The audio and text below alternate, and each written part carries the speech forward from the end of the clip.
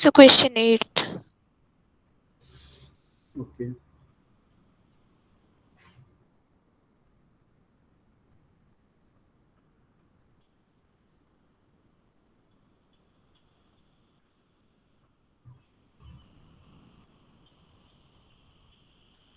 और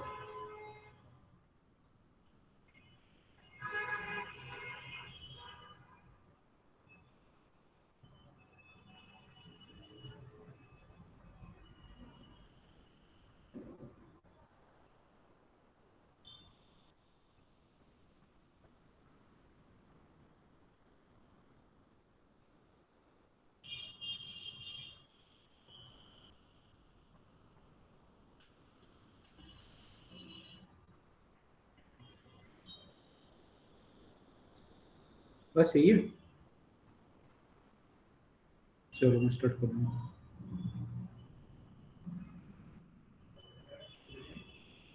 टेस्ट हुआ था आपका 28 तारीख को ना, कल।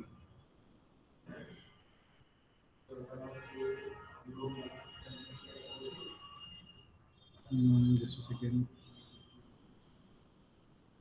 Just second. 11th engineering theoretic practice test, 28th। ठीक है, क्वेश्चन नंबर 8।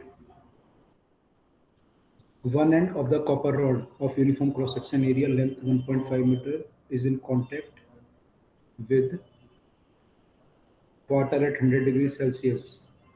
एक रॉड है कॉपर की और लेंथ इसकी 1.5 है, और ये कहने की one end of the rod is in contact with ice and other and with water at 100 degree Celsius. यहाँ पे आइस है, यहाँ पे वाटर है, 100 डिग्री उबलता हुआ पानी।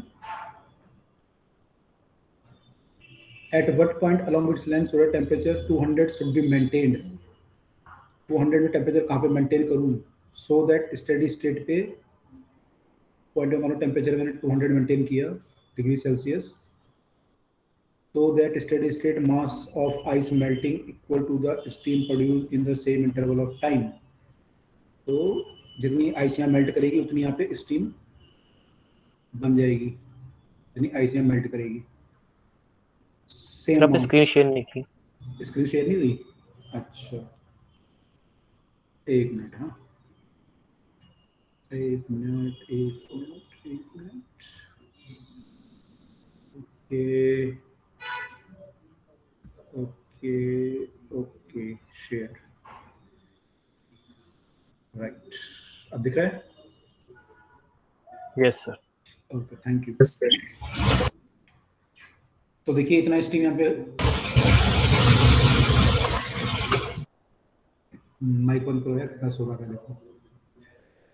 आइस जो है मेल्ट हो रही है जितनी, उतना ही यहाँ पे वाटर स्टीम में कन्वर्ट हो रहा है। तो कहाँ पे हम टेम्परेचर 200 डिग्री मेंटेन करें इस रॉड में, ठीक है। और आपको लेटेंट हीट ऑफ आइस और स्टीम का लेटेंट हीट दे रखा है, इसका 540 कैलोरी पर ग्राम और आइस का 80। इसका डाउट था ये? सर मेरा बताओ कैसे करोगे, क्या ट्राई करोगे?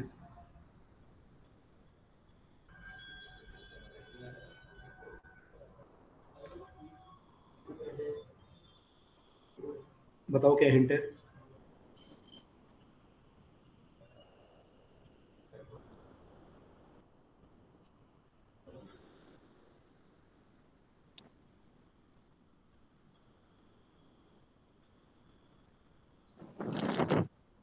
No idea? चलो, आइडिया नहीं है ना, ये है आइडिया? कुछ बताओ तो, आइडिया है तो।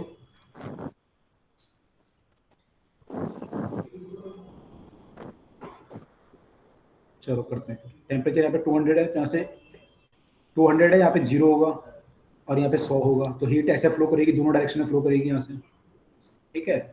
अब ये कह रहा है कि सेम आइस मेल्ट हो सेम टाइम इंटरवल में। तो आइस मेल्ट जो होगी उसको जो हीट चाहिए वो चाहिए m/l, सॉरी ml चाहिए। तो इसकी जो आइस मेल्ट होगी उसको हीट चाहिए 80 m, और यहाँ पे जो हीट चाहिए आपको वो चाहिए आपको 540 mst। ml, sorry, face change हो रहा है ना आपका, 540 इंटू m, दोनों m सेम है, तो यहाँ पे इतनी हीट चाहिए, यहाँ पे इतनी हीट चाहिए। अब मान लो पर सेकंड की बात करूँ तो हीट पर सेकंड पर यूनिट टाइम, यहाँ पे इतनी होगी, यहाँ पे इतनी होगी, ठीक है। अच्छा, अब जो हीट यहाँ से यहाँ फ्लो करेगी उसके लिए इक्वेशन क्या होती है हमारी, delta Q by delta T क्या होता है एक्चुअली, के A D T by D x, ये होता है। Yes sir. अच्छा, तो अब देखो दोनों केस में हमारा जो है, इस केस में क्यू बाई टी आ रहा है, इस केस में क्यू बाई टी आ रहा है, तो वी कैन राइट। अब देखो अगर लेंथ आपको माननी पड़ेगी कि यहाँ से मान लो लेंथ आपने एक्स मान ली, तो यहाँ से 1.5 माइनस एक्स हो जाएगी, यहाँ से एक्स मान लिया आपने। सर यस, सर वो क्वेश्चन 7 पूछना था, सॉरी 8 बोल दिया। अच्छा ये कर लिया था। Yes sir. 7, two metallic sphere S1 S2 are made up of the same material having identical surface finish। अच्छा जी, mass of F1 S1 is thrice of S2, S1 S2, 3m मास मान लो इसका, इसका m है। both are heated to the same temperature in the same room। External temperature भी same हो गया और internal भी सेम है, टी नॉट भी सेम है दोनों का, और इंटरनल टी भी सेम है, बट थर्मली इंसुलेटेड अलग अलग रखे हुए हैं। इनिशियल रेट ऑफ कूलिंग का रेशो क्या आएगा S1 और S2 का, रेट ऑफ कूलिंग का रेशो, रेट ऑफ कूलिंग मतलब आपका होता है rate of change of temperature, इसका रेशो क्या आएगा, बताओ क्या आइडिया है इसमें। सर हीट को ms dq बाई dt से वो करा था। ms dt, ms dt by dt ये किया था आपने। सर फिर दूसरी क्वेश्चन में 4 pi R square into sigma T raise to power 4। ठीक है, 4 पाई आर स्क्वायर, सर फिर D Q by D T proportional R square by M. Sir answer गलत आ रहा था मेरा। गलत आ रहा है, let us see, 4 pi R square sigma Stefan constant, ठीक है, मटेरियल वगैरह सेम है, आइडेंटिकल है, फिनिश वगैरह सेम है, तो इसका सब कुछ सेम आएगा। और लेकिन मास थ्राइस लिखा हुआ है, सेम मटेरियल है, माइस थ्राइस, तो ये चीज़ चेंज हो सकती है दोनों की, ये चीज़ डिफरेंट हो सकती है। तो यहाँ पे जो D T by D T आएगा, एस यहाँ पे सेम होगा दोनों का, ये चीज़ सेम है, ये सेम है, ये सेम है, ये सब सेम है, आर स्क्वायर बाई एस इसमें रेशो में आएगा, है ना, सॉरी एम, एस तो सेम है। अब एम क्या होगा, वो होगा density into volume,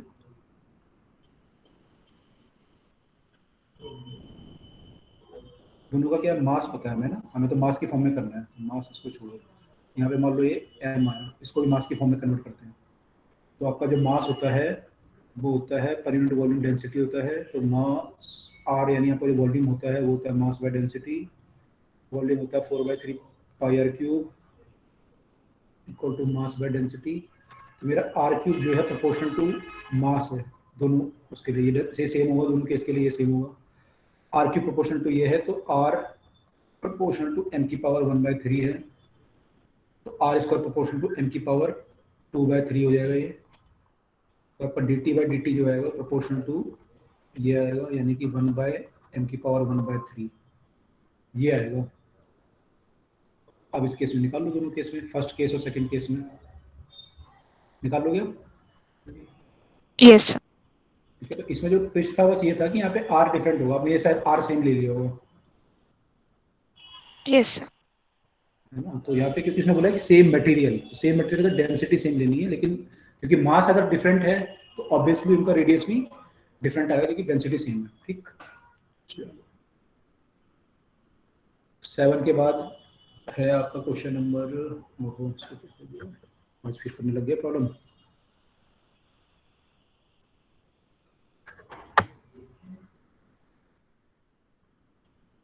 You are presenting to everyone.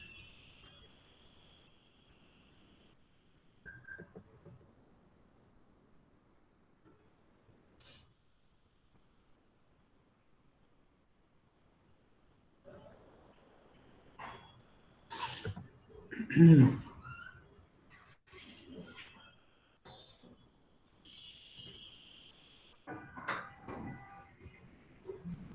गया।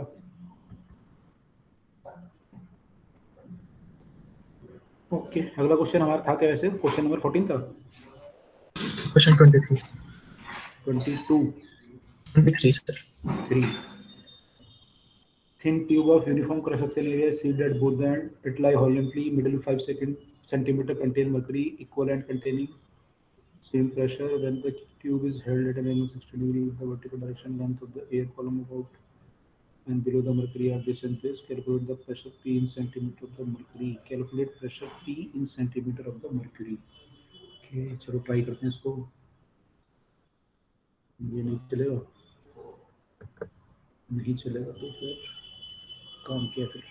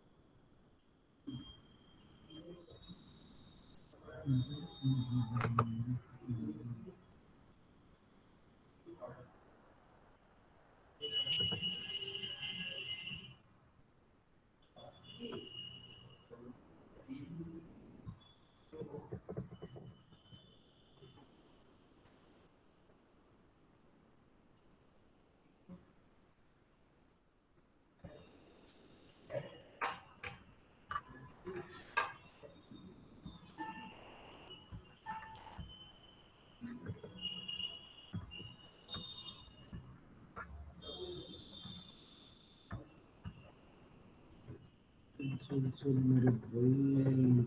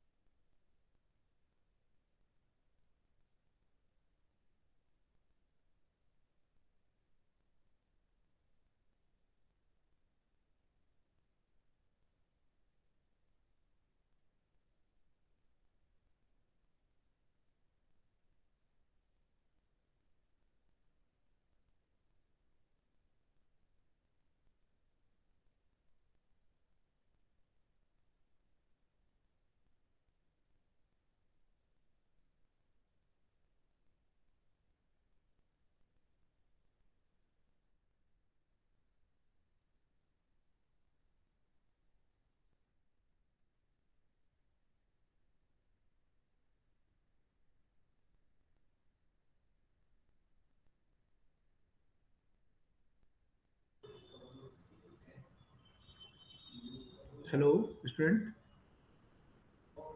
Yes, sir. स्क्रीन आ रही है आपकी? स्क्रीन आ रही है, व्हाइट स्क्रीन आपके सामने?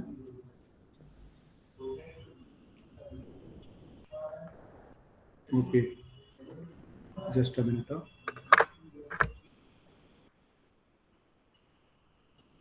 Okay okay, thin tube of uniform, question number ये आपका है 23 है ना? तो 23 पूछा था ना तुमने? Yes, sir. Thin tube of uniform cross section area is sealed at both the ends. It lies horizontally lies कर रही है और ये सील्ड है दोनों साइड से। बीच में 5 सेंटीमीटर यहाँ पे मर्क्यूरी इसमें भरा हुआ है, Hg। Sir, screen visible नहीं है. विजिबल नहीं है? प्रेजेंटिंग तो लिखा है इसमें, स्टॉप प्रेजेंटिंग कर देते हैं, दोबारा कर लेते हैं। Your entire screen share. Okay okay okay, I hope अब दिख रहा होगा आपको स्क्रीन। Yes, sir, visible है. ठीक है, तो ये थिन ट्यूब थी, uniform cross section area, sealed at both the ends, lies horizontally, और मिडिल 5% जो है, मिडिल 5% में जो है मरकरी आपने भरा हुआ है। ठीक है, अब ये क्या कह रहा है? Middle 5% containing mercury at the end the equal and containing air,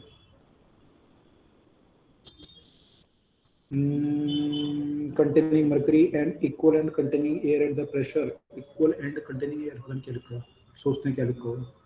containing pressure when tube is held and the equal and containing air at the pressure P when tube is held at 60 degree with the vertical, the length of the air column above and below the mercury column is 46 and 44।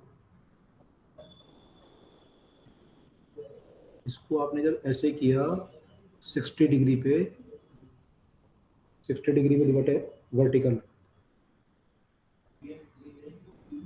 तो ये कह रहा है कि length of the air column below, above and below at 46, यहाँ पे 46 है और बिलो में है 44.5 और बीच में ये 5 होगा। ठीक है, तो ये कंडीशन है।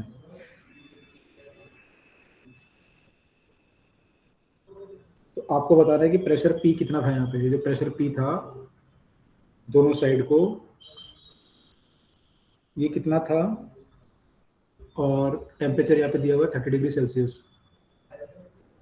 तो ये प्रेशर कितना था ये आपको बताना है। ठीक है, बताइए क्या सोच सकते हैं इसमें।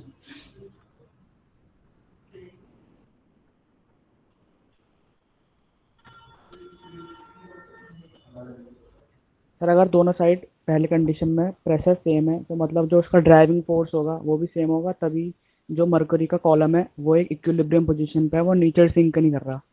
ठीक है, और जब हम दूसरी कंडीशन उसको टिल्ट कर रहे हैं तो हम वहाँ पे लगा सकते हैं condition P1 V1 is equal to P2 V2। अच्छा, मतलब वो तो P1 V1 equal to P2 V2। Okay, यहाँ पे प्रेशर बराबर है दोनों तरफ। ठीक है, अब मान लो ये, इसकी लेंथ कितनी आएगी? टोटल ट्यूब की लेंथ आ सकती है यहाँ से 46 प्लस 44 कितना हो गया? 90.5 और 95.5, इसकी पूरी लेंथ 95.5 है ना।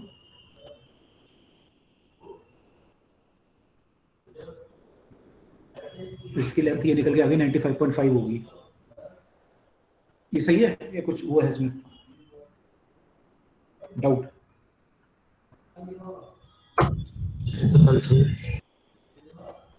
मरकरी को इनकम्प्रेसिबल मानेंगे ना, तो मरकरी को इनकम्प्रेसिबल होगा तो 5 सेंटीमीटर की लेंथ ही ऑक्यूपाई करेगा। वॉल्यूम आपका यहाँ पे ऐसे से हो जाएगा। ठीक है, अच्छा, अब अगर दोनों साइड प्रेशर बराबर था यहाँ पे तो वॉल्यूम वगैरह भी बराबर रहा होगा, टेम्परेचर सेम है क्योंकि पीवी को, लेकिन अब डिपेंड करेगा कि प्रेशर सेम है और गैस सेम भरी हुई है,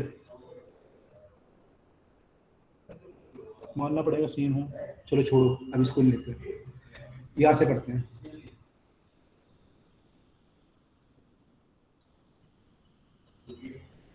अब यहाँ पे जो आपका वॉल्यूम है ये 46 आया है ना, 46 सेंटीमीटर लेंथ है ये। 46 सेंटीमीटर लेंथ। तो इसका जो प्रेशर होगा मरकरी, यहाँ पे जो प्रेशर काम करेगा, एक तो ये प्रेशर काम करेगा और एक मरकरी का प्रेशर होगा, वो दोनों होगा इस प्रेशर के बराबर। इसका प्रेशर मान लो P2 है और ये Hg का प्रेशर है, ये मिलके P1 को बैलेंस करेंगे। तो कैन आई राइट कि Yes.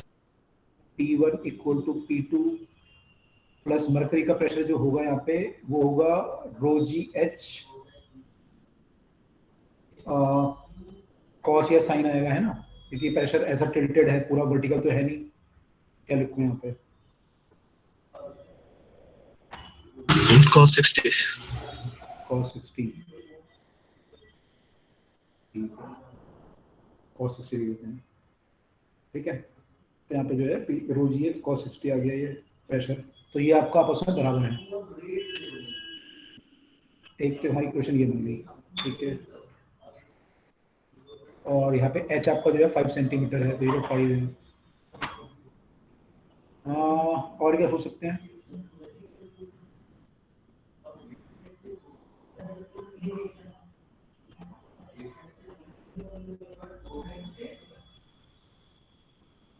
देखो ये P1 बाय मैं कर सकता हूँ, चलो इसे ऐसे लेंगे पहले।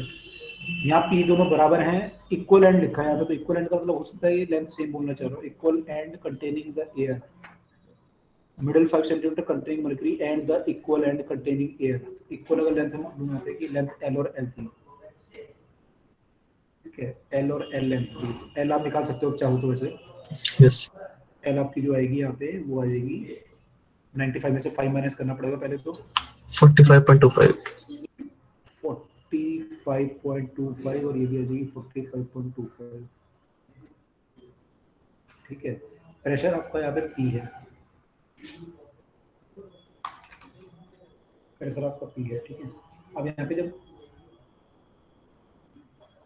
ये जो प्रोसेस हुआ, आपने रॉड को टिल्ट किया, टेम्परेचर सेम रहा 30 डिग्री, उसने कहा टेम्परेचर 30 डिग्री है, तो हम मान सकते हैं टेम्परेचर कांस्टेंट है। तो we can apply that P1 V1 equal to P2 V2। Yes, sir.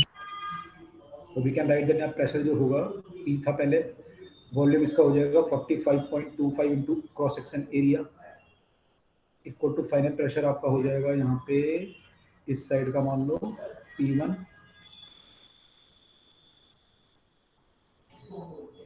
this will be P1 and length is 44.5 into area, ये वॉल्यूम आ गया आपका V2। ऐसे जब आप ये हमने इसके लिए लगाया, ऐसे जब इस साइड के लिए लगाओगे तो you can write P into same आएगा तो 45.25 ये आएगा इक्वल टू P2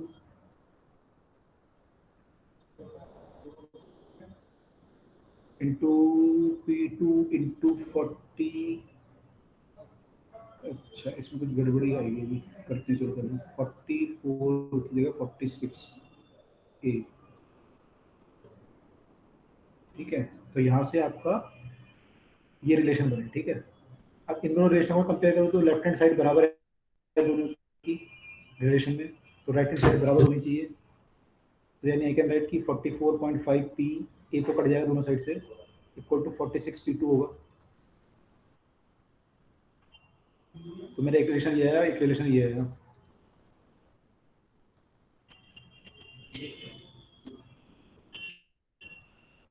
ठीक है, अब मुझे निकालना क्या था इसमें?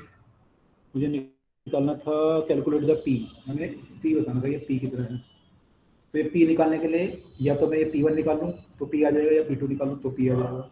इस इक्वेशन में P1 या P2 निकाल लूँ तो मेरा P आ जाएगा, ठीक है। चलो क्या कुछ वैल्यू पुट कर देते हैं, कुछ भी निकालते हैं। P1 की वैल्यू पुट करता हूँ, मतलब तो 46 P2 आ जाएगा, 46 P2 बाय 44.5। यहाँ से वैल्यू आ रही है T1 equal to 46 P2 bye 44.5। ये वैल्यू मैं निकाल के यहाँ पुट कर देता हूँ इस इक्वेशन में, तो ऐसे हो गया, ठीक है। अब मैं अगर इसको रो जी से डिवाइड कर दूं पूरी इक्वेशन को तो बन जाएगा P2 बाय रो जी, ठीक है, P2 बाय रो जी। इसको मैं कॉमन ले लेता हूँ 46 44.5, इस वाले पी को यहाँ लिया हुआ तो -1 हो जाएगा, इक्वल टू एच। ठीक है,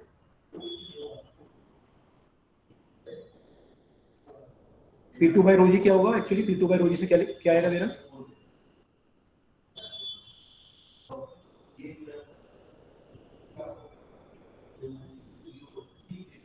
देखो अच्छा तो सॉल्व करो पहले, कितना आ रहा है?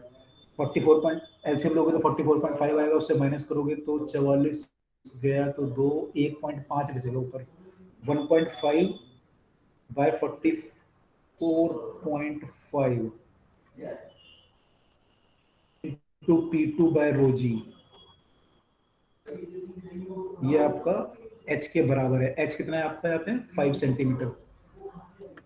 तो यहाँ से P2 बाय रो जी की वैल्यू आ जाएगी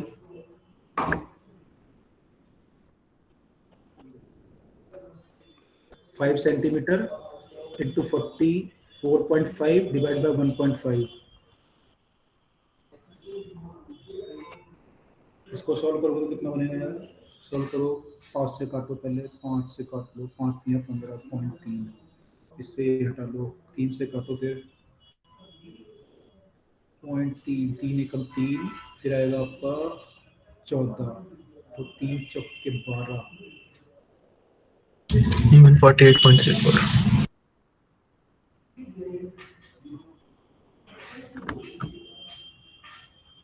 ओके, ये आएगा आपका 140, 8.34। ये आ रहा है P2 बाय रो जी की वैल्यू, P2 बाय रो जी। ठीक है, ये मतलब क्या चीज है? P2 बाय रो जी क्यों लिखा हूं मैं? इससे क्या फायदा हो रहा है मुझे?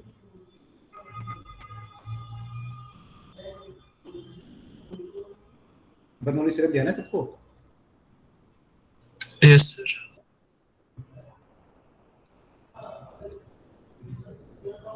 अगर मैं रो जी से डिवाइड करता था वहां पे तो क्या होगा?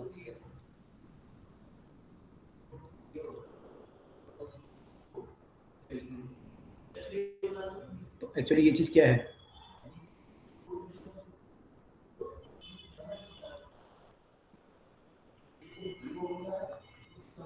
ये जो प्रेशर है ना, प्रेशर किस फॉर्म में है ये?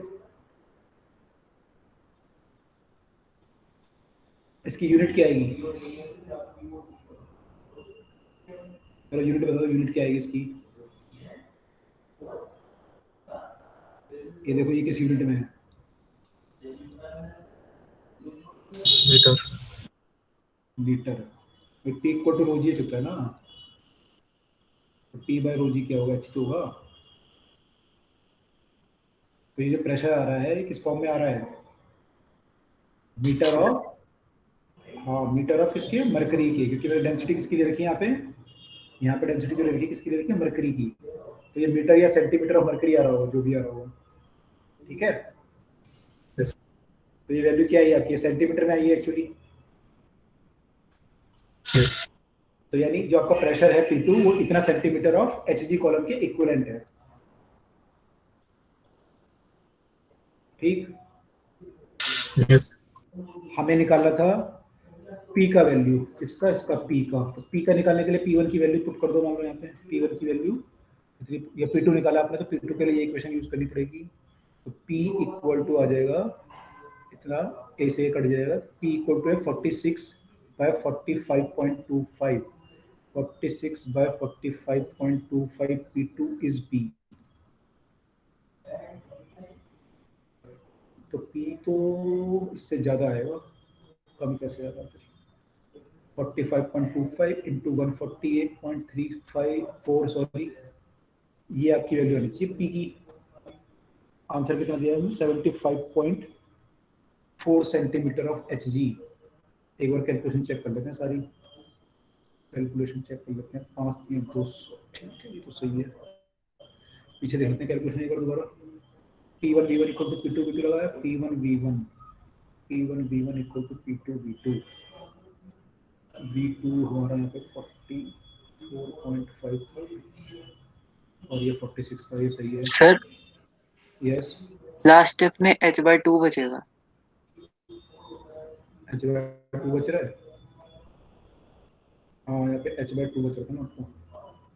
तो ये 5/2 हो जाएगा, यहाँ पे h/2 था तो ये 5/2 यानी 2.5 सेंटीमीटर आएगा, यानी ये h/2 यानी यहाँ पे ये हाफ और ये हाफ, तो ये 74.17 ये आया, ठीक है।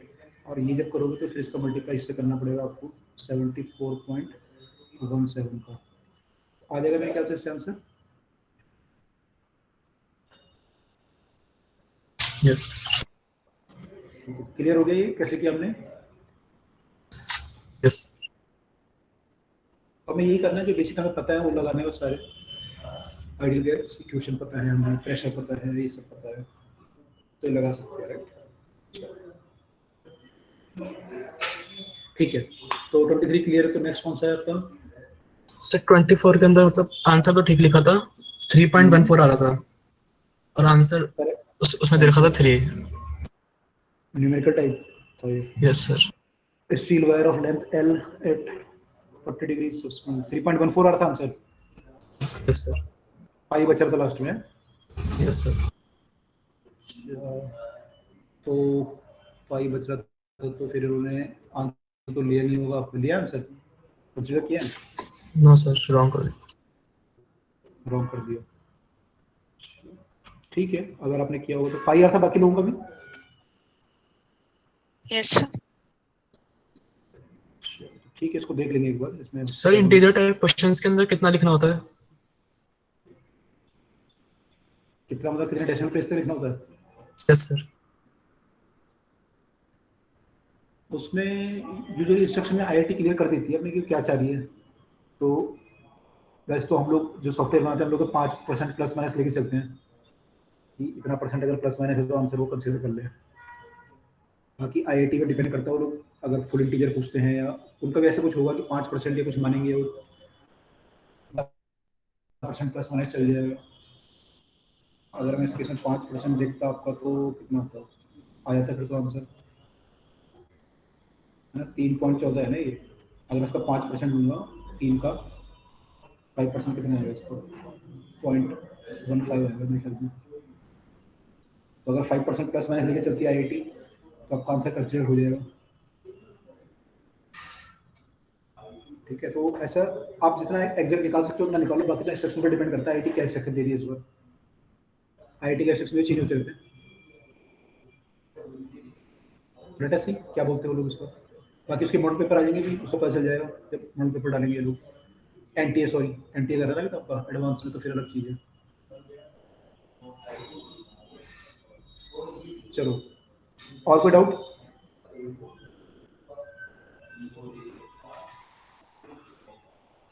नहीं है, चलो तो ठीक है। प्रेशर वाले क्वेश्चन आपने ये भी कर लिया, अच्छी बात है। आगे वहाँ पे 2 लेसन बाकी हैं। One is simple harmonic motion, other one is waves. तो पहले हम वेव्स कर लेते हैं और सिंपल हार्मोनिक मोशन बाद में करेंगे उसकी, ठीक है। क्योंकि एसएचएम में क्या होगा, आपकी पूरी फिजिक्स रिवाइज हो जाएगी। एसएचएम की पूरी फिजिक्स रिवाइज होगी, उसमें हर तरह का एसएचएम होता है, तो आपका उसमें जो है मैकेनिक्स भी आएगा, उसमें रोलिंग मोशन भी आएगा, उसमें आपका फ्लूइड मैकेनिक्स भी आएगा, उसमें थर्मोडायनेमिक्स भी आएगी, हर तरह का एसएचएम होता है। तो सब रिवाइज हो जाएगा, तो उसको हम लास्ट में करते हैं। पहले हम लोग शुरू करते हैं वेव्स चैप्टर से, और पहले वेव एंड साउंड कर लेते हैं, फिर आएंगे इसमें, ठीक है। तो वेव एंड साउंड, वेव आप जानते होंगे, wave is a form of disturbance. Wave is a kind of disturbance which transfer energy from one place to another place। ये बेसिक डेफिनेशन आपने पढ़ी होगी।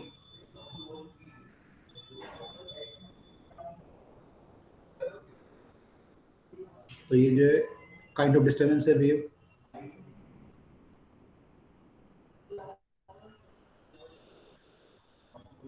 जो कि एक जगह से दूसरी जगह एनर्जी ट्रांसफर करती है without the actual motion of the medium particle, है ना, काइंड ऑफ डिस्टर्बेंस।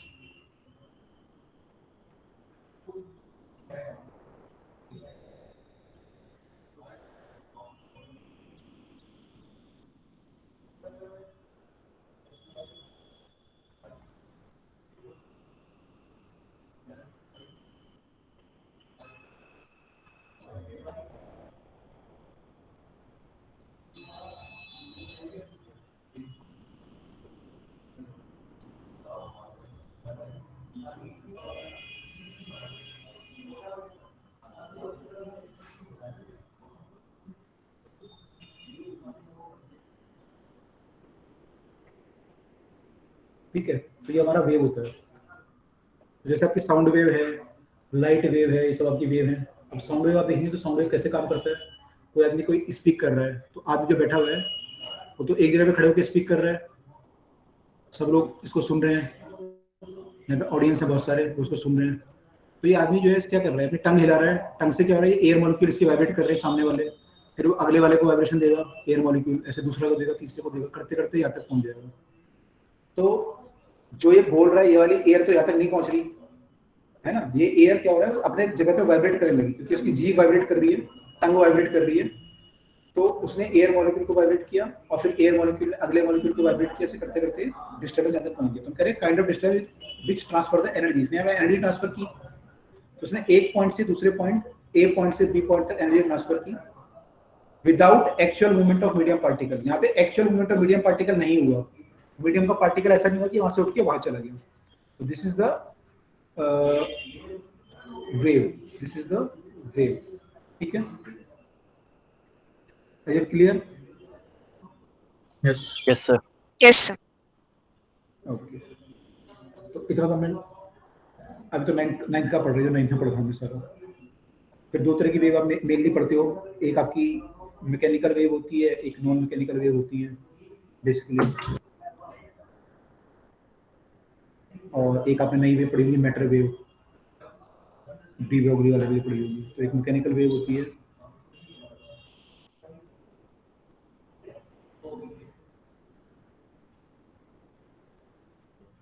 और एक नॉन मैकेनिकल हो सकती है। मैकेनिकल को मीडियम चाहिए, नॉन मैकेनिकल को मीडियम नहीं चाहिए। तो मैकेनिकल को मीडियम चाहिए और इसको मीडियम नहीं चाहिए। जैसे ईएम वेव है आपकी, लाइक ईएम वेव, मैकेनिकल के लिए मीडियम चाहिए, लाइक साउंड वेव, साउंड को मीडियम चाहिए, है ना।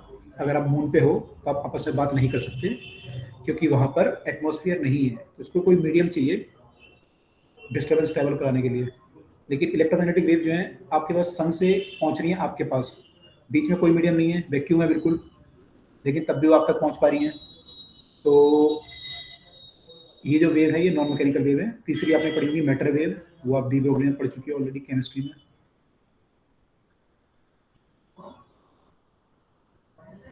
डी ब्रोगली वेवलेंथ वगैरह पढ़ा होगा आपने, पढ़ लिया क्या, नहीं पढ़ा भी?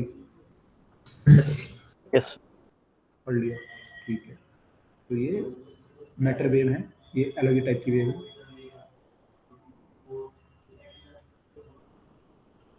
तो ये हमारा वेव का क्लासिफिकेशन हुआ for the as far as medium is considered, कि उसका जो मीडियम है, मीडियम कैसा है। ठीक है, अब इसको हम एक और ढंग से डिवाइड कर सकते हैं वेव को। We can say these are transverse wave और longitudinal wave. Wave can be also divided as transverse wave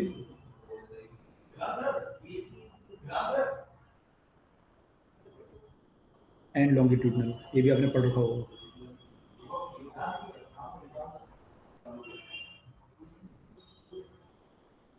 transverse wave और लॉन्गिट्यूडिनल वेव में क्या फर्क होता है कि जो ट्रांसवर्स वेव होती हैं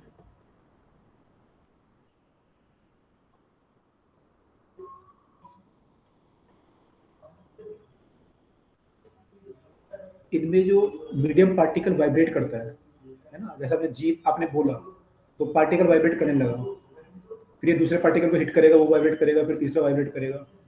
इस केस में क्या होता है, जो वाइब्रेशन आपके होते हैं, वाइब्रेशन ऑफ मीडियम पार्टिकल, वो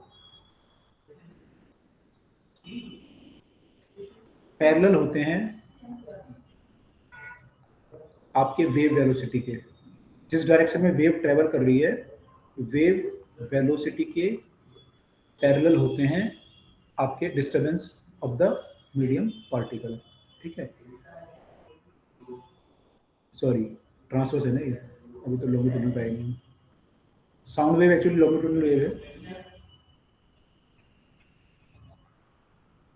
तो यहाँ पे जो परपेंडिकुलर टू द होते हैं perpendicular to the wave velocity होती है। जैसे मान लो कि ट्रांसवर्स वेव, मान लो जैसे स्ट्रिंग में हमने वेव प्रोड्यूस करी, स्ट्रिंग में वेव प्रोड्यूस करोगे तो उसके जो मीडियम पार्टिकल होंगे वो ऐसे ऊपर नीचे यहाँ पे वाइब्रेट करते रहेंगे बार बार, कोई ऐसे जाएगा कोई ऐसे जाएगा, और आपकी जो वेव ट्रेवल कर रही है या फिर जो एनर्जी ट्रेवल कर रही है या डिस्टर्बेंस जो ट्रेवल कर रहा है वो ऐसे ट्रेवल कर रहा है।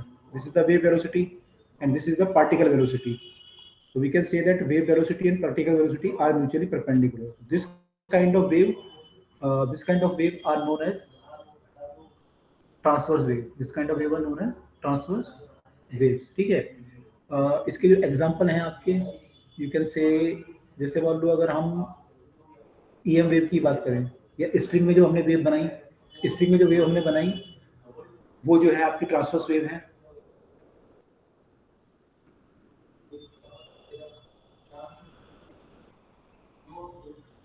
स्ट्रिंग में जो वेव बनाई वो जो है ट्रांसवर्स वेव है, और EM वेव को ही बोल सकते हैं कि वो ट्रांसवर्स है। अब आपको EM वेव में तो कोई पार्टिकल वाइब्रेशन तो हो नहीं रहा, पार्टिकल तो चाहिए नहीं उसे EM वेव को। तो EM वेव में इलेक्ट्रिक फील्ड और मैग्नेटिक फील्ड होते हैं, they are perpendicular to the motion of wave. तो उसमें क्या होता है, इलेक्ट्रिक फील्ड होते हैं आपके और मैग्नेटिक फील्ड होता है, मैग्नेटिक फील्ड इसके परपेंडिकुलर होता है ऐसे। तो आपका जो इलेक्ट्रिक फील्ड और मैग्नेटिक फील्ड है वो ऐसे है। तो वेव आपकी इधर को ट्रेवल कर रही है, ये वेलोसिटी ऑफ वेव है, और इलेक्ट्रिक फील्ड आपका इधर को है और इलेक्ट्रिक फील्ड ई है, ये मैग्नेटिक फील्ड इस डायरेक्शन में होगा। तो ये दोनों परपेंडिकुलर हैं, ठीक है, ये दोनों परपेंडिकुलर हैं। तो इस केस में B and E are perpendicular to V W, तो ये भी हमारी ट्रांसवर्स वेव में काउंट होगी। दूसरी होती है लॉन्गिट्यूडनल वेव, जैसे साउंड वेव की हम बात कर रहे थे।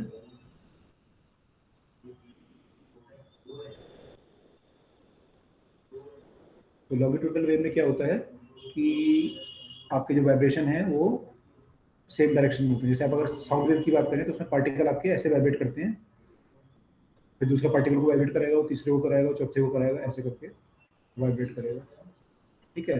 तो इस केस में आपकी वेव वेलोसिटी इधर को है और पार्टिकल वाइब्रेशन इधर को है। तो वी कैन से कि vibration of the medium particle जो है पैरेलल है वेव वेलोसिटी के। तो इस काइंड की वेव को हम बोलेंगे कि ये हमारी ट्रांसवर्स वेव है, सॉरी लॉन्गिट्यूडनल वेव है। अब इसमें क्या होता है कि वेव में कंप्रेशन और रेरिफैक्शन बनते हैं। जब ये पार्टिकल मान लो एक दूसरे की तरफ को मूव करेंगे, कहीं पे कंप्रेशन बन जाएगा आपका, मीडियम पार्टिकल काफी क्लोज आ जाएंगे, कहीं पे मीडियम पार्टिकल दूर हो जाएंगे, फिर कहीं पे आगे जाके फिर ये पास होंगे, फिर कहीं पे दूर होंगे, फिर पास होंगे। तो you will have in this kind of wave you will find that there is compression and rarefaction, है ना, ऐसा केस होगा। या फिर आप स्प्रिंग में भी कर सकते हैं। अगर मान लो आपने स्प्रिंग लिया और इसको आपने झटके से कुछ वो किया, इधर को फोर्स लगाया समथिंग, तो क्या होगा, इसमें कुछ कंप्रेशन और रेरिफैक्शन क्रिएट हो जाएंगे। तो ये आपको हो सकता है स्प्रिंग कुछ ऐसा दिखे, बहुत ज़्यादा कंप्रेस होगा। आप अगर बार बार झटके लगाते रहोगे तो this will become something like this, फिर यहाँ पे कंप्रेस है, तो ये कंप्रेशन और रेरिफैक्शन मानने लगेगा। तो ये ऑल काइंड ऑफ वेव जो है, यहाँ पे जो आपके मीडियम पार्टिकल वाइब्रेट कर रहे हैं, they are vibrating parallel to the disturbance, parallel to the wave velocity. तो all kind of wave are known as longitudinal wave. तो ये डिफरेंस है बेसिकली यही है। और अगर डिफरेंस आता है तो आप देख सकते हो कि इनमें मीडियम पार्टिकल वाइब्रेशन कैसे होता है। दूसरी बात, ये कंप्रेशन रेरिफैक्शन की फॉर्म में चलते हैं, ये जो है क्रस्ट और ट्रफ की फॉर्म में चलते हैं, ठीक है। ये बात क्लियर हुई नहीं? Yes sir. यस ठीक है। ये जो वेव आपकी ट्रेवल कर रही है, तो वेव को ट्रेवल करने के लिए दो इंपॉर्टेंट प्रॉपर्टी आपकी होनी चाहिए। दो इंपॉर्टेंट प्रॉपर्टी आप देखोगे मीडियम की हैं यहाँ पे।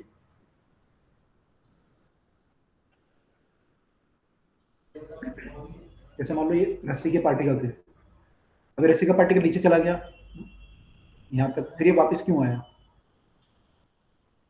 इस पे कोई फोर्स होगा जिसको वापस ला रहा होगा, ठीक है।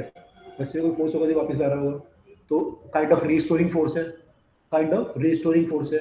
तो रिस्टोरिंग फोर्स कब आता है बॉडी में, जब बॉडी इलास्टिक होती है। हमने पढ़ा था ना, इलास्टिक अगर होता है तो बॉडी अपने शेप को रिगेन करने की कोशिश करती है, तो इसमें इलास्टिक फोर्स काम कर रहा होगा कोई ना कोई यहाँ पे, राइट। और हम मान लो मीडियम के इस पार्टिकल को देखें, ये पार्टिकल भी मीन पोजीशन पे है, तो इस पे नेट फोर्स 0 होगा, एफ नेट 0 होगा इस पे। तब यस तब भी ये जो है एक डायरेक्शन में जा रहा है, तो आगे जा रहा है, इससे आगे जाएगा या ऊपर जाएगा या नीचे जाएगा, कहीं ना कहीं जाएगा ये। तो ये केस कब हो सकता है, जब आपका पार्टिकल में मास हो, तभी ये हो सकता है कि फोर्स 0 हो गया, तब भी वो अपने मोमेंटम के कारण आगे मूव कर रहा है, तभी पॉसिबल है। यस है ना, मैंने आपको थर्मोडायनामिक्स में बताया था ना कि पिस्टन वाली जो बात आई, तो पिस्टन में कहा था मासलेस पिस्टन है, मैं वो कहता हूं मास होता तो फिर आगे मूव करता अपनी पोजीशन से, मीन पे रुकता नहीं। यस तो यहाँ पे दो प्रॉपर्टीज के लिए हमारी मेन है जो कि वेव को प्रोपेगेट कराएंगी। एक है आपकी इलास्टिसिटी और दूसरी है मास यानी कि इनर्शिया। मास यानी कि इनर्शिया।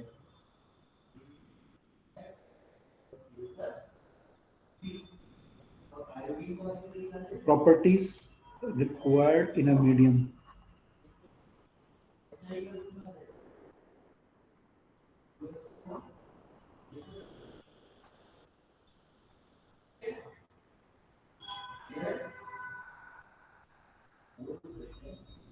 प्रॉपर्टीज क्या रिक्वायर्ड है? पहली इलास्टिसिटी,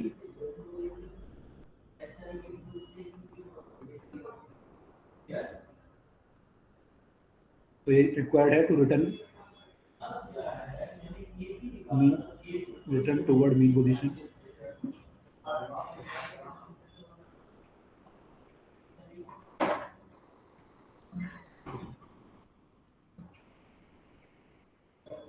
की बोतल नहीं दिया आपने। दूसरा जो है आपकी प्रॉपर्टी है इनर्शिया।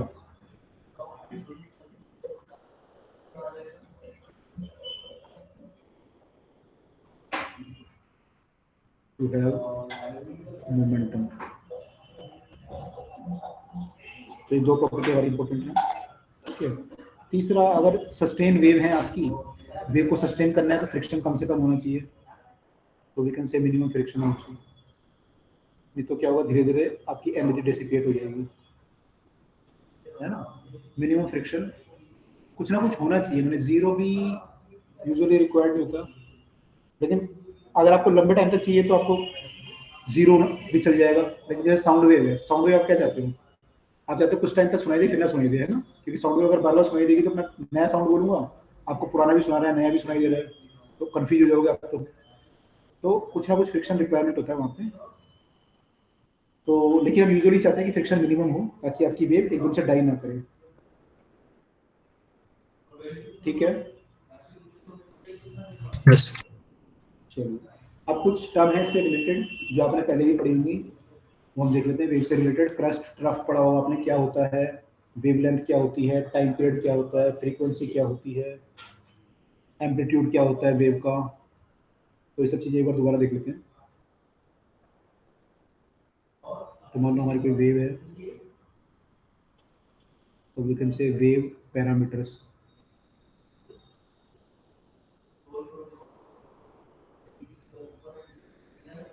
मान लो कोई वेव है आपकी,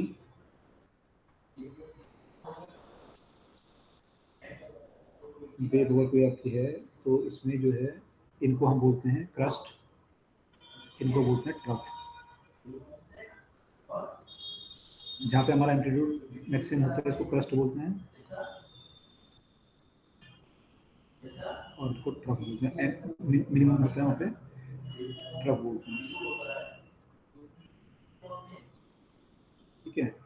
दो क्रस्ट और ट्रफ के बीच की दूरी को, क्रस्ट या ट्रफ के बीच की दूरी को वी से वेवलेंथ, वी से दिस इज वेवलेंथ, तो लैम्डा इज वेवलेंथ। ठीक है। तो ये क्या हमारे क्रस्ट और ट्रफ के बीच की दूरी है।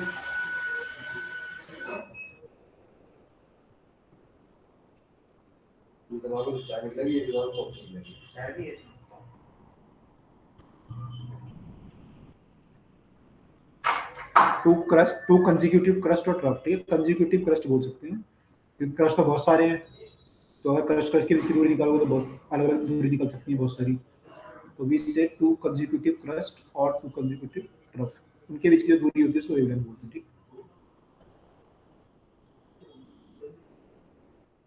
ठीक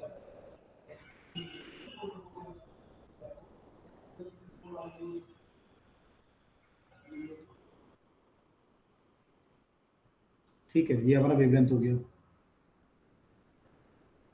टाइम पीरियड क्या होता है?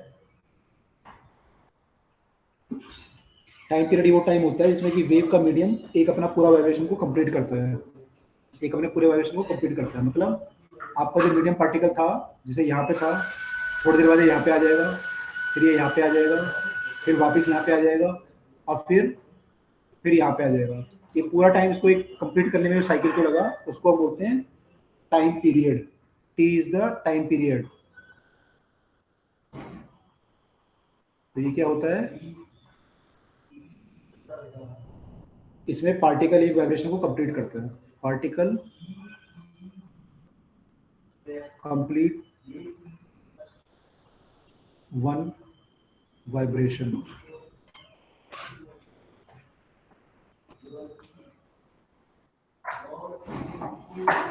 ठीक है, तो टाइम पीरियड आ गया। फिर एक होता है फ्रीक्वेंसी। आपको पता है 1/टाइम पीरियड इज फ्रीक्वेंसी। एक पार्टिकल एक सेकंड में कितने वाइब्रेशन करता है, उसको हम बोलते हैं फ्रीक्वेंसी। तो वो जो होता है 1/टाइम पीरियड होता है।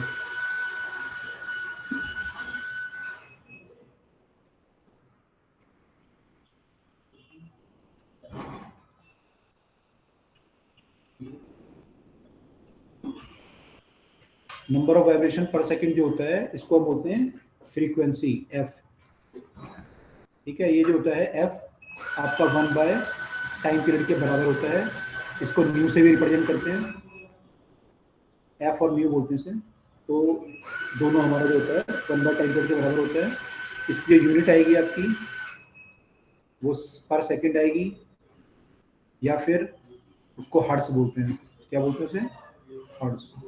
ठीक है,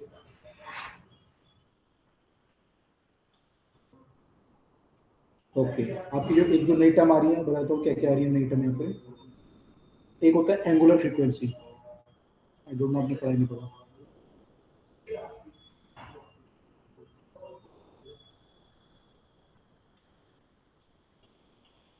एंगुलर फ्रीक्वेंसी, एंगुलर फ्रीक्वेंसी जो होती है, ये होती है rate of change of phase per unit time. Phase क्या होता है अभी आपको देखोगे आप। Rate of change of phase per unit time. Phase क्या होता है अभी इसको डिटेल में देखेंगे, बहुत एसएचएम में बहुत डिटेल में आएगा, यहाँ भी आएगा। तो ये आपकी जो वैल्यू आती है, एंगुलर फ्रीक्वेंसी को ओमेगा से रिप्रेजेंट करते हैं। तो आपका जो ओमेगा होता है, ये होता है 2π/टाइम पीरियड। 2π/टाइम पीरियड, इसको हम 2π/f पे लिख सकते हैं। ठीक है, कुछ कुछ आपको ध्यान आ रहा होगा rotation motion. This is my angular frequency. ठीक है, एम्पलीट्यूड तो आपको पता ही है। एम्पलीट्यूड क्या होता है? मैक्सिमम जो है आपका crust of maximum displacement from the mean position, amplitude होता है। एम्पलीट्यूड को बताने की जरूरत है नहीं आपको।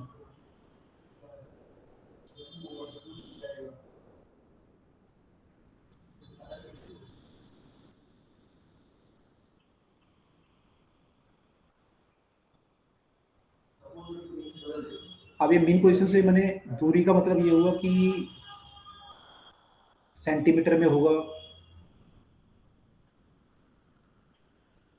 है ना, maximum displacement from the mean position. तो ये सेंटीमीटर में भी हो सकता है अगर आप डिस्प्लेसमेंट की बात कर रहे हो। कई बार हम जब प्रेशर वेव की बात करेंगे तो हम कहेंगे कि प्रेशर हमारा 1 atm है, ये स्टैंडर्ड है। और जब कंप्रेशन बना तो प्रेशर 1.2 हो गया, और जहाँ रेयरिफिकेशन बना वहाँ पे प्रेशर 0.8 हो गया। तो यहाँ पे जो मीन से दूरी है, मीन 1 है। मीन से जो दूरी है वो कितनी है? 0.2 की दूरी है, 0.2 प्लस 0.2 माइनस। तो आपको प्रेशर 0.2 प्लस माइनस है। तो यहाँ पे जो हम बोलेंगे मीन पोजीशन से डिस्प्लेसमेंट, उसका मतलब होगा कि प्रेशर का डिस्प्लेसमेंट कितना होगा।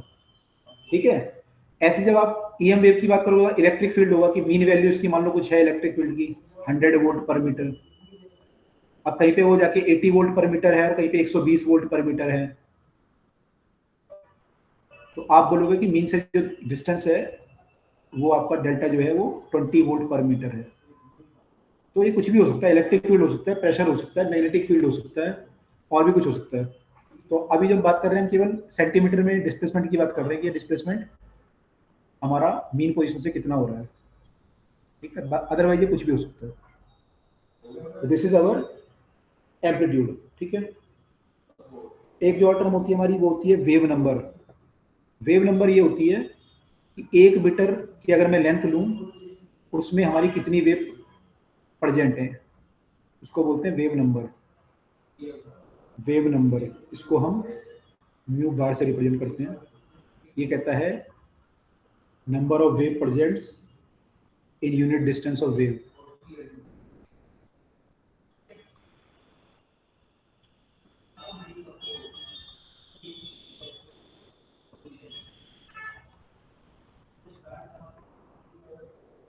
वेव प्रेजेंट मतलब इसको वेव मान रहे हैं, ये कितनी प्रेजेंट है। तो मान लो ये ऐसा है, 1 मीटर मान लो इतना है, 1 मीटर में जिससे कि 2 वेव प्रेजेंट है, ठीक है। तो उसको हम बोलेंगे कि इसका वेव नंबर 2 है। तो वेव नंबर जो होता है एक्चुअली 1/λ होता है, क्योंकि ये लैम्डा होगा यहाँ पे।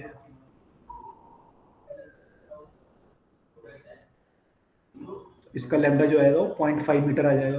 तो आपका वेव नंबर इस केस में लैम्डा कितना आ जाएगा, 0.5 मीटर। तो वेव नंबर आपका 1/0.5 which is 2। This is your wave number, ठीक है। अब जैसे आपने फ्रीक्वेंसी और एंगुलर फ्रीक्वेंसी पढ़ी थी, ऐसे यहाँ पे एक एंगुलर वेव नंबर भी होता है। एंगुलर वेव नंबर भी होता है, जिसको हम के से यूज करते हैं। अभी वेव में बहुत यूज पड़ेगा इसका। Angular wave number, angular wave number, तो ये बताता है कि हमारा 2π/λ। हाँ, के जो है 2π/λ होता है। ये बताता है हमारा कि जो है phase change,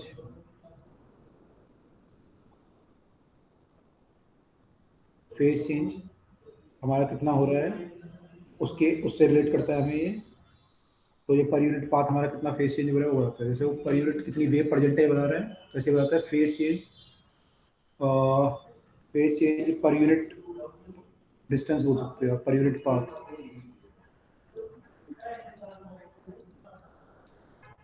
this is your angular wave number, this thing, ठीक है। तो ये हमारे सारे जो है पैरामीटर हैं, और इनमें जो रिलेशन है, आप अगर देखिए वेव वेलोसिटी, तो हम वेव वेलोसिटी को लिख सकते हैं। एक होता है वेव वेलोसिटी, आपको पता ही वेव वेलोसिटी को क्या है। जिस स्पीड से हमारा डिस्टर्बेंस ट्रेवल कर रहा है वो वेव वेलोसिटी है। v हमारा जो होता है वो डिस्टेंस बाय टाइम है, तो λ/t जो एक वेव है अपना लैम्डा डिस्टेंस ट्रेवल करने में t टाइम लगाएगी यहाँ से आने में, उतने में इसका एक वाइब्रेशन हो जाएगा। तो we can write v equal टू λ/t और v इक्वल टू λ into f। This is the basic relation between velocity, frequency and time period and wavelength.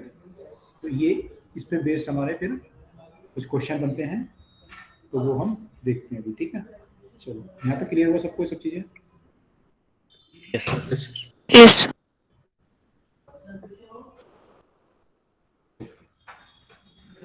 कुछ क्वेश्चन देख लेते हैं इसके।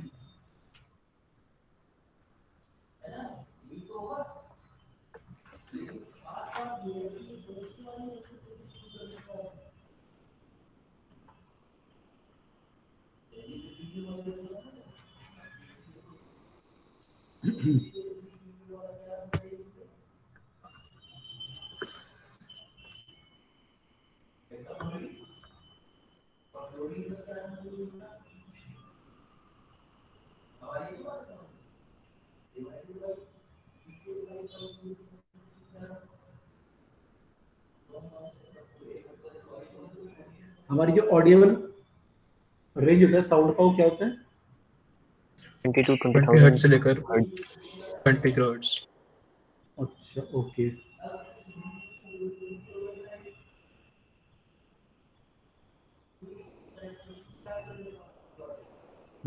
ठीक है।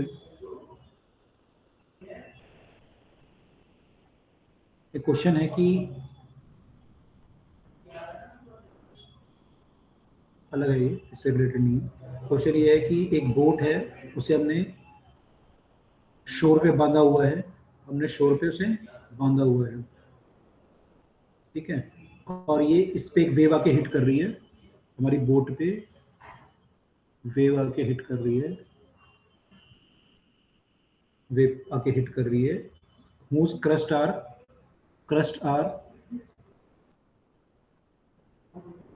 wave crust are 100 metre apart, 100 metre apart, और जिसकी वेलोसिटी है वो है 25 मीटर पर सेकेंड। तो ये पूछ रहा है कि boat bounces in every dash second, 1/4 second. 0.25। सब लोग ये कह रहे हैं yes sir. Yes sir. Yes, sir. 0.25 second, ठीक है।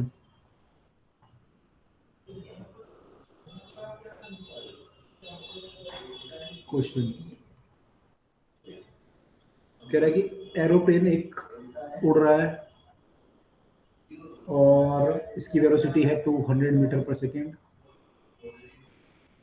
हॉरिजॉन्टली उड़ रहा है, इसकी इको इज हर्ड आफ्टर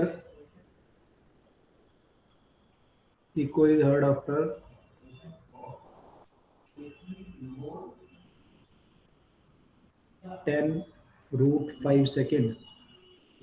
आपको बताना है कि इसका एलिवेशन कितना है ग्राउंड से। इसमें दिया हुआ velocity of sound is 300 metre पर second, velocity of sound is 300 metre पर सेकेंड।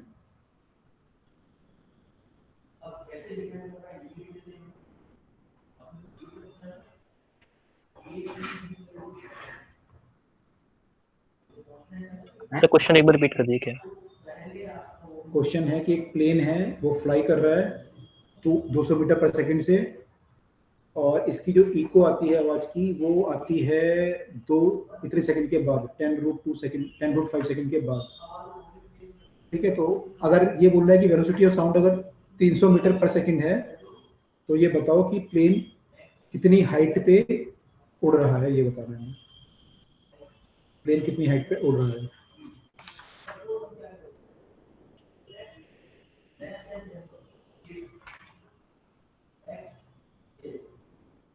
ये हाइट कितनी होगी?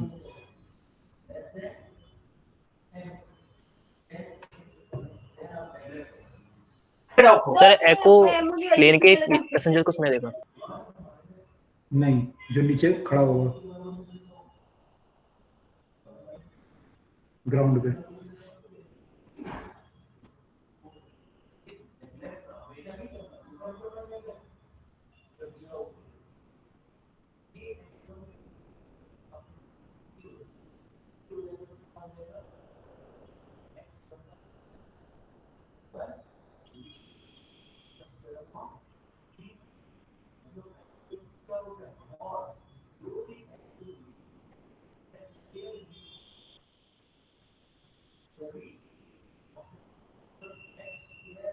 ऐसा को सोचना पड़ेगा इको आ क्यों रही है।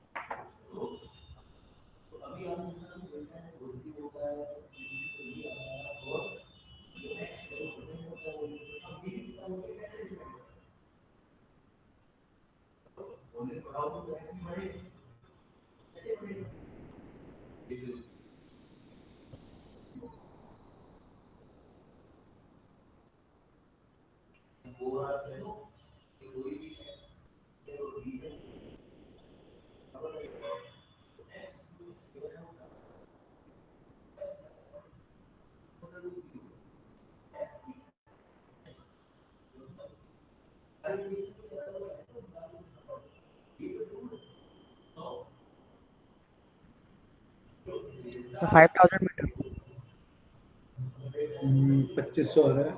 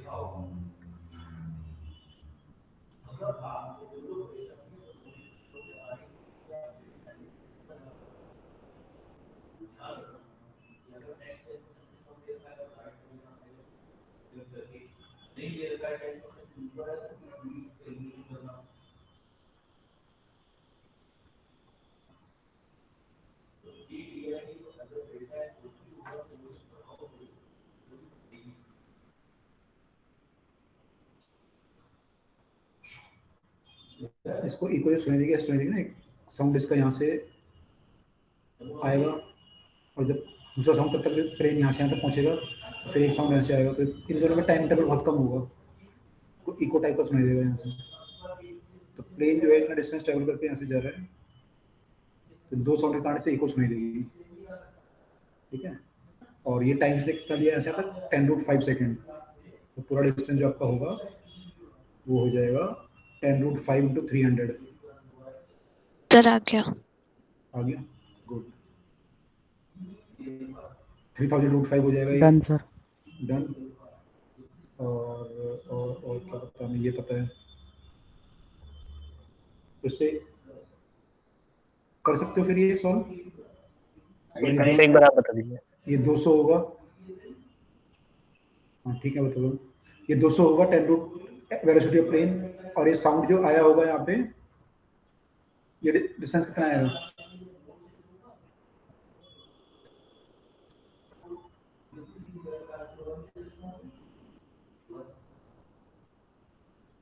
डिस्टेंस कितना होगा बताओ?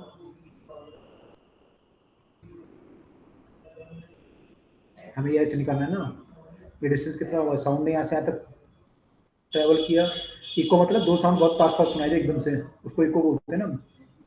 तो ये साउंड जो यहाँ से, हाँ जो साउंड यहाँ से आया होगा, इसमें आप मान सकते हो इसमें 5√5 सेकेंड में आया होगा, क्योंकि टोटल टाइम कितना 10√5 सेकेंड है। Yes sir. तो क्या मान सकते हैं इसमें कि ये साउंड यहाँ से आया होगा 5√5 सेकेंड में। और बताओ कैसे कैसे करोगे, जिसने सॉल्व किया बताओ कैसे कैसे करेंगे, इसके आगे क्या करेंगे फिर, क्या लगाया आपने कंसेप्ट? सर 5√5 × 300 हो जाएगा। डिस्टेंस, ठीक है, क्योंकि साउंड का वो 300 है। फिर सर फिर एलिवेशन से वो माइनस कर देंगे, h आ जाएगा।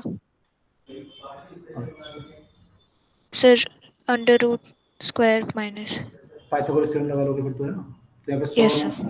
1000√5 हो जाएगा, ये आपका 1500 आ जाएगा, 1500√5, तो 1500√5 का स्क्वायर माइनस 1000√5 का स्क्वायर, तो ये आपका आ जाएगा 1500 का स्क्वायर इंटू 5 माइनस 1000 का स्क्वायर इंटू 5 बाहर ले लो, तो 1500 इंटू 1000 2500 आ जाएगा, a minus B into A plus B into 500, तो हो जाएगा 2500 इंटू 2500, यानी कि 2500।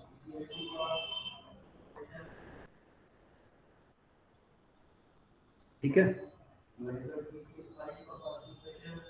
Yes sir.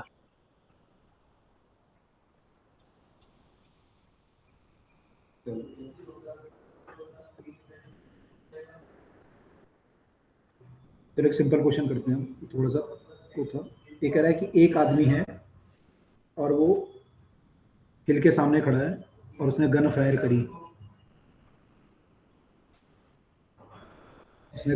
करी, और उसको eco I after 1.5 second, eco I, ठीक है। तो बताना है कि distance of the hill lock from the man, ये डिस्टेंस कितना है ये आपको बताना है। वेलोसिटी ऑफ साउंड है 330 मीटर पर second.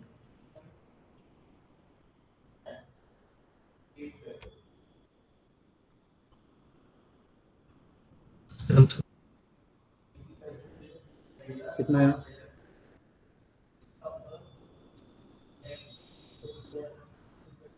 To 247.5। Yes sir. Eco मतलब साउंड को जाने और आने में 1.5 सेकंड लगा होगा।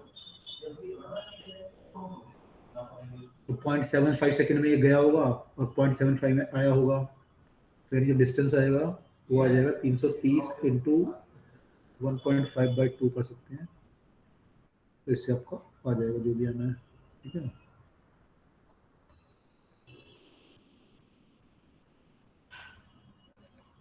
देख लो सर को कितना आ रहा है, 247 आ रहा है। 247.5। Yes sir.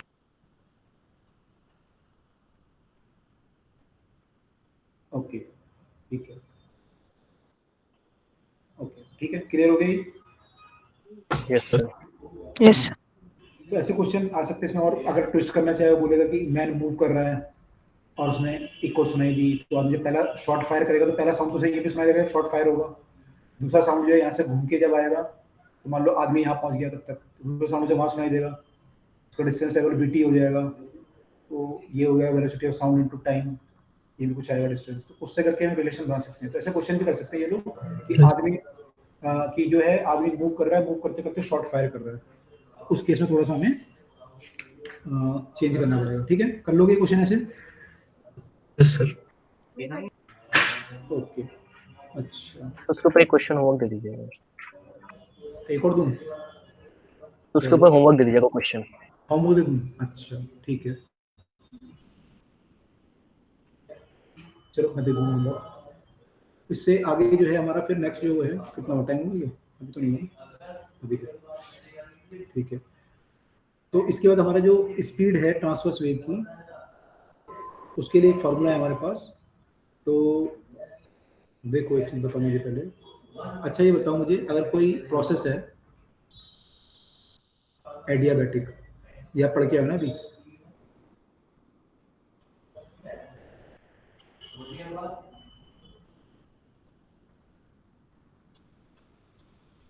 एडियाबैटिक प्रोसेस में अगर मैं बल्क मॉडुलस निकालूं कितना आएगा, बता सकते हैं मुझे? इसकी वैल्यू कितनी आएगी प्रेशर वॉल्यूम उसके टर्म में, अगर मैं बल्क मॉडुलस निकालूं कितना आएगा ये एडियाबैटिक प्रोसेस और आइसोथर्मल प्रोसेस को?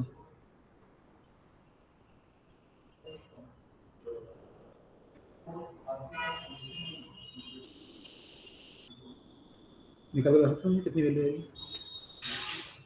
Yes sir. निकालो फिर।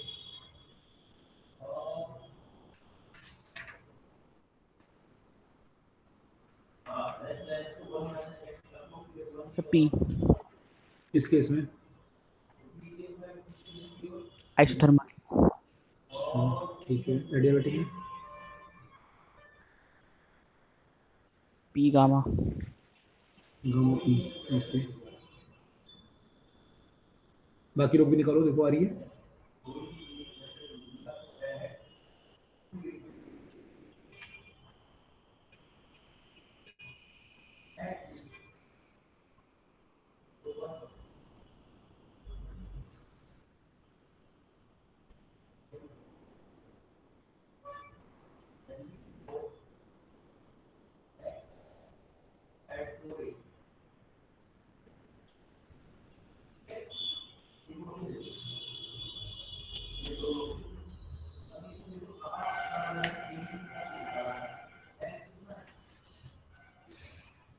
आ रहा है बल्क मॉडुलस इतना?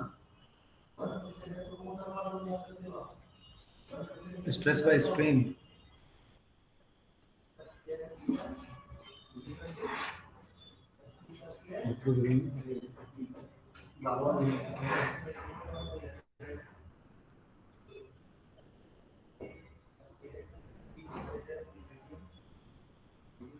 पी इक्वल टू एनआरटी होगा आइसोथर्मल प्रोसेस में, टेम्परेचर कांस्टेंट है, डिफरेंशिएट कर लो।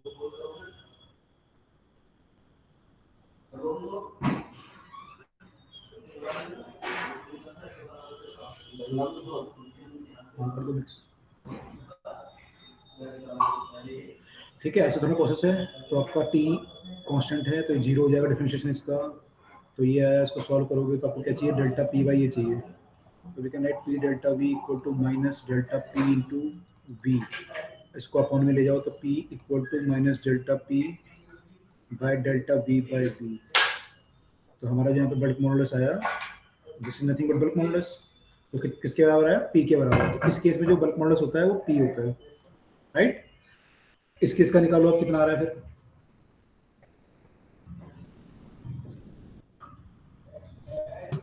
P कम आ जाएगा। इसमें गामा P आ जाएगा, ठीक है। PV equal to gamma constant कर लेंगे, उसको डिफरेंशिएट करके निकाल लेंगे,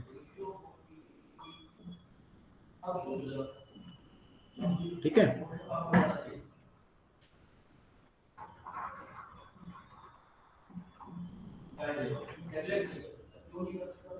ठीक है, सबको आ रहा है, समझ में आ रहा है ये? Yes yes sir. ओके, अब देखो जो साउंड की स्पीड होती है, साउंड की स्पीड,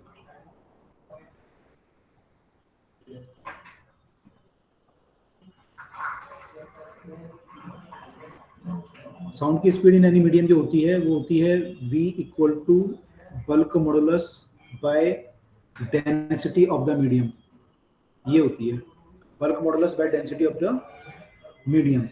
अब जब हमने velocity of sound in air में बात की, इन एयर में, तो ये डिपेंड करेगा कि साउंड आपके जो मूव कर रहा है वो कंप्रेशन और रेयरिफिकेशन की फॉर्म में मूव कर रहा है।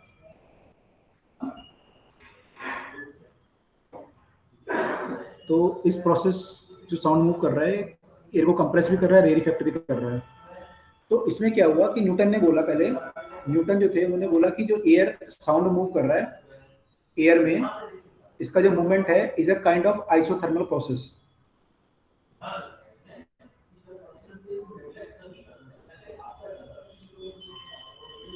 आइसोथर्मल प्रोसेस क्यों बोला? उन्होंने बोला कि यार एटमॉस्फेयर का टेम्परेचर तो कांस्टेंट ही रहेगा, जब ये मूव करेगा तो टेम्परेचर थोड़ी चेंज होगा। तो उसने कहा कि आइसोथर्मल प्रोसेस है, तो अगर आइसोथर्मल प्रोसेस ये होता तो फिर हमारा जो वेलोसिटी ऑफ साउंड आता वो तो बल्क मॉडुलस बाय रो होता है। बल्क मॉडुलस आपने देखा आइसोथर्मल का जो है P आता है, तो P बाय रो आता। अब इसमें जब आप वैल्यू पुट करोगे P बाय रो की एयर के लिए, तो ये जो वैल्यू आएगी लगभग 280 मीटर पर सेकंड आ जाती है। लेकिन ऑब्जर्व जो किया गया साउंड की वेलोसिटी वो आई लगभग 330 मीटर पर सेकंड, तो गलत है। जो न्यूटन ने बोला, न्यूटन ने जो बोला वो तो गलत निकल गया। तो फिर एक दूसरे साइंटिस्ट आए, उनको बोलते हैं लैपलेस, उन्होंने इसमें करेक्शन दी।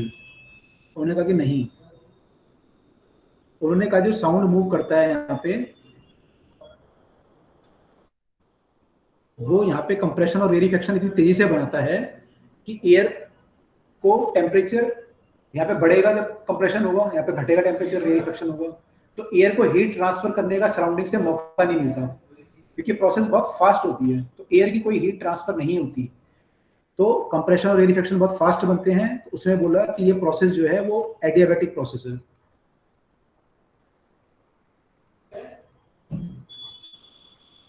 एडियाबैटिक प्रोसेस, तो एडियाबैटिक प्रोसेस है, तो इसका जो वो आना चाहिए वेलोसिटी ऑफ साउंड, वो आना चाहिए गामा P बाय रो। अब गामा जब आप निकालोगे तो गामा डिपेंड करता है कि गैस डायटोमिक है, मोनोटोमिक है, कैसी है। तो मेनली हमारा जो एटमॉस्फेयर होता है उसमें नाइट्रोजन और ऑक्सीजन होती हैं, दोनों ही हमारी डायटोमिक हैं, दोनों ही हमारी डायटोमिक हैं। तो जब आप उनकी वैल्यू पुट करोगे, गामा P वगैरह पुट करोगे यहाँ पे, तो आपकी जो वैल्यू है लगभग 331 मीटर पर सेकेंड आ जाती है, 331 मीटर पर second, which is very near to the observed value of the sound. तो आपकी जो वेलोसिटी ऑफ साउंड है वो लैपलेस इक्वेशन से हम बोलते हैं कि velocity of sound is equal to gamma P by rho का square root. This is the formula for the velocity of sound in the air. Clear हुआ? Yes sir. Yes okay. अच्छा, यहाँ पे अगर डिफरेंट फैक्टर में देखूँ, इसमें different factor हैं, गामा है, P है, रो है। अगर मैं इसमें देखूँ इफेक्ट ऑफ प्रेशर क्या होगा वेलोसिटी पे, प्रेशर अगर बढ़ाएंगे तो वेलोसिटी क्या होगी? नहीं होगी। सोचो, नीचे रो भी तो है, प्रेशर बढ़ाओगे रो भी तो बढ़ जाएगा। Yes sir. तो देखो क्या होगा, P इक्वल टू nRT लगाओ, क्या आएगा यहाँ से, P m by molar mass RT, तो P equal to mass by volume rho हो जाएगा, rho by molar mass into RT। This implies that P by rho is RT by molar mass. इसको हम लिख सकते हैं gamma RT by molar mass. तो जब आप प्रेशर बढ़ाओगे तो इसमें ना तो गामा में फर्क पड़ने वाला, ना आर में, ना टी में, ना एम में। तो we can say effect of pressure क्या है कि ये इंडिपेंडेंट है इससे, ठीक है। Velocity is independent.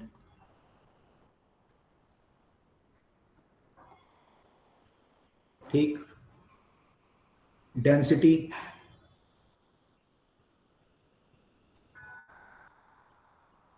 का इफेक्ट, डेंसिटी पे डिपेंड करता है कि प्रेशर कांस्टेंट है या नहीं है, उस पर डिपेंड करेगा, है ना। अगर मान लो प्रेशर कांस्टेंट है, अगर प्रेशर कांस्टेंट है तो फिर डेंसिटी के इनवर्सली आ जाएगा, और अगर प्रेशर कांस्टेंट नहीं है तो क्या आएगा फिर,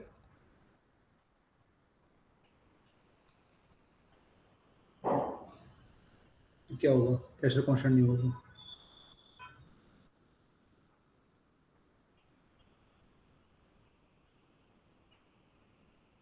फिर क्या होगा, फिर क्या होगा, इंडिपेंडेंट हो जाएगा ना, फिर ये तो फॉर्मूला बन जाएगा।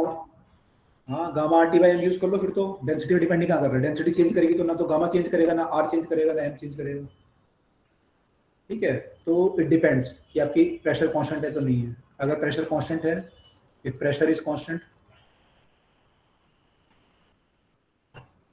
तो we can say P is inversely related to the root of the density, ठीक है। ऐसे अगर आप टेम्परेचर का देखो,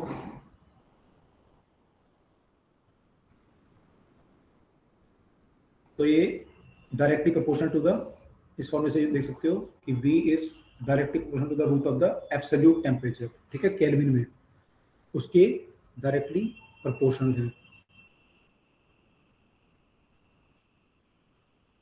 ठीक है। ये क्लियर? Yes sir. एक और है इफेक्ट ऑफ ह्यूमिडिटी। अगर मैं ह्यूमिडिटी, मैंने बारिश हो जाए और ह्यूमिडिटी मॉइस्चर आ जाए एयर में, तो क्या इफेक्ट पड़ेगा, तो क्या इफेक्ट पड़ेगा, देखो जो एयर है, एयर में मैंने क्या बोला, मेनली क्या होता है, ऑक्सीजन होता है और नाइट्रोजन होता है, और दोनों ही वाटर से भारी हैं, दोनों ही वाटर से भारी हैं। Yes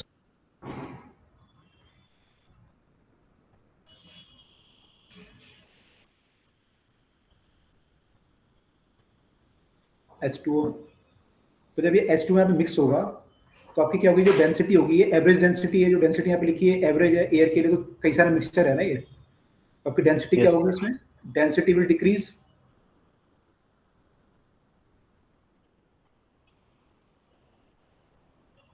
average density will decrease, तो वेलोसिटी क्या होगी, विल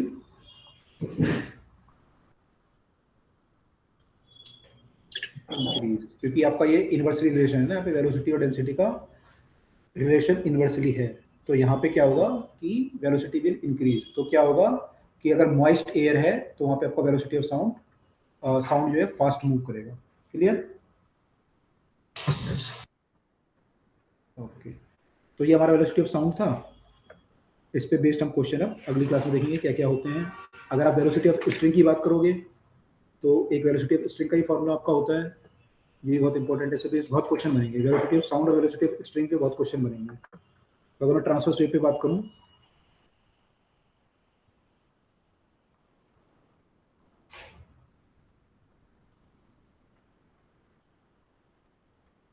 यहाँ पे जो वेलोसिटी ऑफ स्ट्रिंग होती है वो होती है आपकी टेंशन पे डिपेंड करती है, क्योंकि स्ट्रिंग में टेंशन कितना है, तो ये फॉर्मूला आता है T बाय म्यू आता है, T by mu, where mu is mass per unit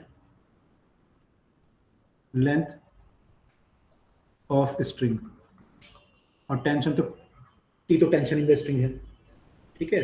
तो इस पे बेस्ड हमारे कई सारे क्वेश्चन आएंगे, उनको हमें अगली क्लास में देखना है क्या क्या आएंगे, ठीक है। क्लियर इतना, यहाँ तक कोई डाउट? Yes yes. ओके, तो ठीक है, इसको हम फिर अगली क्लास में कंटिन्यू करते हैं, ठीक है। Good evening sir good evening, good evening, good evening. Good evening,